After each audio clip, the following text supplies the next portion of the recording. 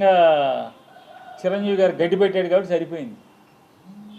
వాళ్ళ తమ్ముడు గారు మాట్లాడినప్పుడు మళ్ళీ తమ్ముడు బాధపడతాడేమని సైలెంట్గా ఉండకుండా అదృష్టవశాత్తు బాలకృష్ణ లేచాడు.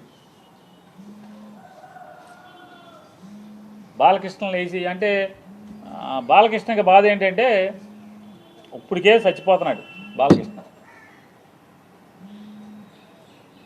పవన్ కళ్యాణ్ ఉప ముఖ్యమంత్రిగా హెలికాప్టర్లో విమానాల్లో తిరుగుతాం, వాళ్ళ బావ వంగి నమస్కారాలు పెడతాం,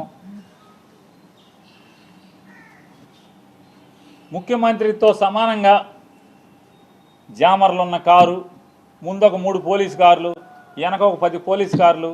అసలు మామూలుగా పవన్ కళ్యాణ్ కారు దిగంగానే వాళ్ళ బావ కన్నా ఎక్కువగా ఓ 25 మంది పోలీసులు చుట్టూ సఫారీలు వేసుకుని తుపాకులు వచ్చుకుని ఓ 25 మంది పోలీసులు. కొత్తలాడిపోతున్నట్టున్నాడు మనోడు. మామూలుగా ఉడుకుతున్న అన్నానికి అడుగుని చెగలేపితే మామూలు పొంగు వచ్చినట్టుగా లోపల మ్యాన్షన్ హౌస్ ఫుల్లుగా.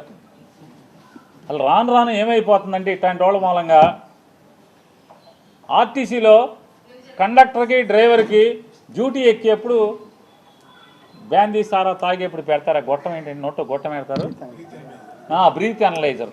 ఆ బ్రీత్ అనలైజర్లో అసెంబ్లీ గేట్ కాడ కూడా తలుపు కాడ కూడా పెట్టాల్సిన పరిస్థితి వచ్చేసింది.